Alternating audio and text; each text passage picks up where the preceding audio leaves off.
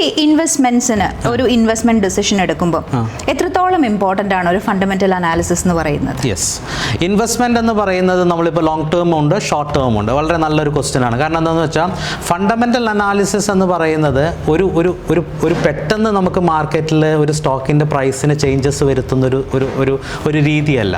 പെട്ടെന്ന് മാർക്കറ്റിൽ ചേഞ്ചസ് വരുന്നത് because of price action, demand and supply anticipation കൊണ്ടാണ്.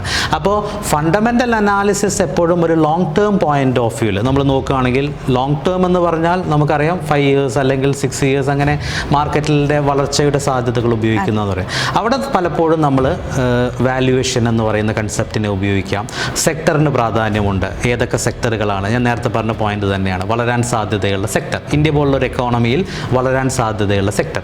2, ഇത്തരം സെക്ടറുകളിൽ ഫെയർ വാല്യുവേഷനുള്ള സ്റ്റോക്കുകൾ ഉണ്ടായിരിക്കാം. ഫെയർ വാല്യുവേഷൻ എന്ന് പറഞ്ഞു കഴിഞ്ഞാൽ ഒരുപാട് എക്സ്പെൻസീവ് അല്ലാത്ത, ബുക്ക് വാല്യൂ മാർക്കറ്റ് വാല്യൂവും തമ്മിൽ വലിയ അന്തരങ്ങളില്ലാത്ത സ്റ്റോക്കുകൾ ഉണ്ടായിരിക്കാം. അതിനെ നമുക്ക് ലോങ് ടേമിലേക്ക് അതിൽ ബെസ്റ്റ് എന്ന് തോന്നുന്ന സ്റ്റോക്കുകളെ നമുക്ക് കൺസിഡർ ചെയ്യാം. Investment in securities markets are subject to market risk.